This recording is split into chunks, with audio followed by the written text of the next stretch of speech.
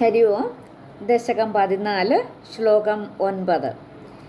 നിജഭർതൃഗിരാഭവന്നിഷേവ നിരതായാമധദേവ ദേവഹൂത്യാം കപിലസ്ത്വമജായധാജനാനാം പ്രഥയിഷ്യൻ പരമാത്മതത്വവിദ്യാം. പദങ്ങളെ ഒന്ന് പിരിച്ചു നോക്കാം. നിജ ഭർതൃ ഗിരാ ഭവത് നിഷേവ, ഭവത് പ്ലസ് നിഷേവ, ഭവന്നിഷേവ. അവിടെ ഒരു സന്ധി വന്നു, അതാണ് ഇന്നായി. ത പ്ലസ് നി, ഇന്ന.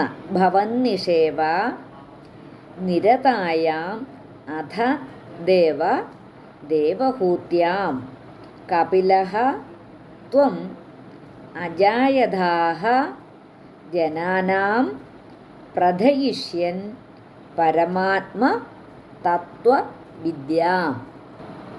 ഇത് ശ്ലോകത്തിലൊന്നും വലിയ പ്രയാസമുള്ള സന്ധികളോ പദച്ഛേദങ്ങളോ അങ്ങനെയൊന്നും ഇല്ല. നിജഭർതൃഗിരാഭവന്നിഷേവ നിരതായാമധദേവ ദേവഹൂത്യാം കപിലസ്ത്വമജായധാജനാനാം പ്രഥയിഷ്യൻ പരമാത്മതത്വവിദ്യാം. ശ്ലോകം 9 അന്വയവും അർത്ഥവും നോക്കാം.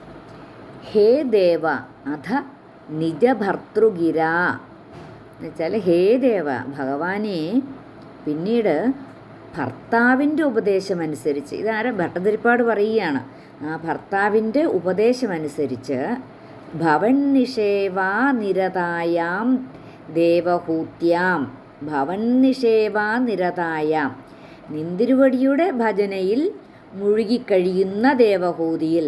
അപ്പം ദേവഹൂതിക്ക് ഇത്ര ആ ഭക്തി ഉണ്ടായതെങ്ങനെയാണ്? ആ കർദമൻ്റെ ഉപദേശപ്രകാരം ഭാര്യയോട് ഉപദേശിച്ചു.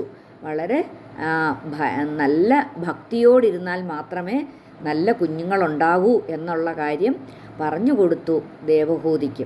അതനുസരിച്ച് ആ ഭർത്താവിൻ്റെ ആ ഉപദേശമനുസരിച്ച് നിന്തിരുവടിയുടെ ആ ഭജനയിൽ മുഴുകിക്കഴിയുന്ന ദേവഹൂതിയിൽ, അതാണ് ഭവൻ നിഷേവ നിരതായാം ദേവഹൂത്യ ജനാനാം പരമാത്മതത്വവിദ്യാം പ്രഥയിഷ്യൻ. ജനാനാം ജനങ്ങളുടെ ഇടയിൽ എന്നുവെച്ചാൽ ലോകത്തിൽ പരമാത്മതത്വവിദ്യാം ആ ഉത്തമമായ ആത്മവിദ്യ പ്രഥയിഷ്യൻ പ്രകാശിപ്പിക്കുന്നതിനായിട്ട് ത്വം കപിലഃ അജായധഃ അവിടുന്ന് കപിലമുനിയായിട്ട് അവതരിച്ചു. അപ്പോൾ പിന്നീട് തൻ്റെ ഭർത്താവിൻ്റെ ആജ്ഞപ്രകാരം ആ ഭഗവാനിൽ അത്യധികമായിട്ടുള്ള ഭക്തിവിശ്വാസങ്ങൾ അർപ്പിച്ച് ആ ദേവഹൂതിയിൽ അങ്ങ് എന്തു ചെയ്തു? ജനങ്ങൾക്ക് പരമാത്മ വിഷയമാകുന്ന ആ തത്വവിദ്യയെ വെളിപ്പെടുത്തുവാനായിട്ട് കപിലൻ എന്ന പേരിൽ ജനിച്ചു. അങ്ങനെയല്ലേ ഭഗവാനെ നടന്നത് എന്നാണ് ഭട്ടതിരിപ്പാടിൻ്റെ ഭാഷ്യം.